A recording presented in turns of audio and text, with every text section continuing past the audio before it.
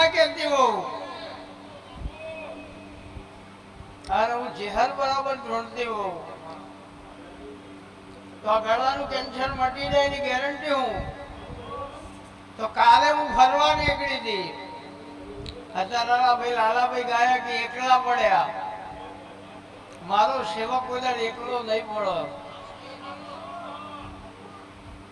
કાલે હું ફરવા નીકળી ફરતી ફરતી અમદાવાદની બજારમાંથી એક સેવકના ઘેર જઈને ઉભી રાત્રે 11 વાગ્યા હતા અને રહોડાના ભાગમાં જઈને ચહેર ઉભી રહી. એટલે અર્જણભાઈ ધાબામાંથી પોપડું પડ્યું.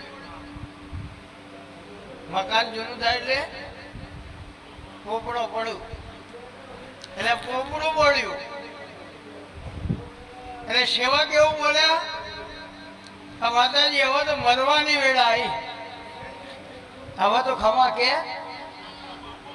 એટલે સવારમાં દિવસ ઉગ્યો એટલે પરિવારે નક્કી કર્યું કે ઉપવાસ જ જવું. પણ દાદા દીકે જીગર જે સેવકના ઘેર ચા મેળવા ખોટ નથી, ચાના ડબ્બામાં ચાની પત્તી નથી. એટલે સવારમાં ખાલી ગરમ પાણી પી લીધું. ઘરમાં 40 રૂપિયા પડ્યા હતા. એ મેળવા માટે તિજોરી નહીં,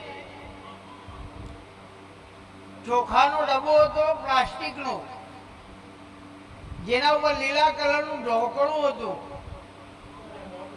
એ ચોખાના ડબ્બામાં 40 રૂપિયા હતા.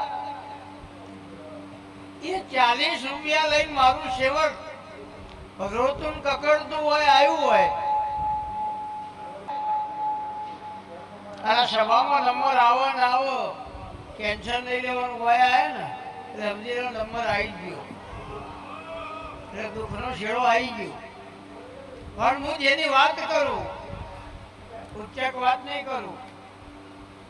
એમ કેવું છું કે હા મારા ઘેર આવું બન્યું. એટલે એમને નક્કી કર્યું કે આજે જઈએ, નંબર આવો તો બરાબર, ચહેરમાં કોઈ કહે તો બરાબર, ને કે હવે મરવાની વેળ આવી. 40 રૂપિયા શું થાય? દૂધની થેલી નહીં આવતી. હા, એનું જે ઘર એવો એનું રે જ નહીં. એના ઘરની અંદર ખૂણામાં સંડાસ. એ સંડાસની અંદર એ મકાન માલિક જે હતા એમની વહુના માથામાં હથોડી મારી એ સંડાસમાં મારી નાખી હોય.